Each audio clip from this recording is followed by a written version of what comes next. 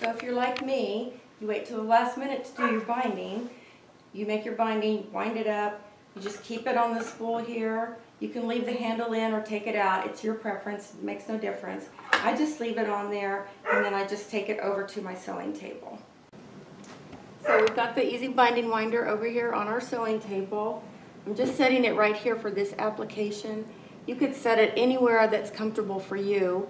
You could set it behind your machine and feed the binding over the top or under here, although I don't think that would work. Set it here. I've used it while it's sitting on the floor when I was binding a really big quilt. You could set it on a chair over here to the side of you or another table, whatever works best for you. The other thing I like to do is pull this out. It's kind of like toilet paper. You know, you're either an over or an under person. So pull that out, and I just slip it back. Drop it back in there so it's coming off the top because it just works better for me that way. Now we're ready to apply our binding to the quilt. I usually start about 10 to 12 inches from the end. I think that's pretty standard for most quilters.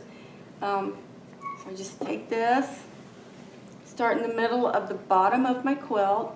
I don't mess with pins or clips or anything else. I just put it on there. So here we go.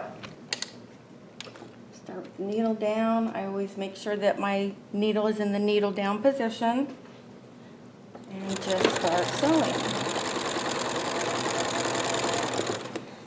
The great thing about this is your binding feeds off of the easy binding winder.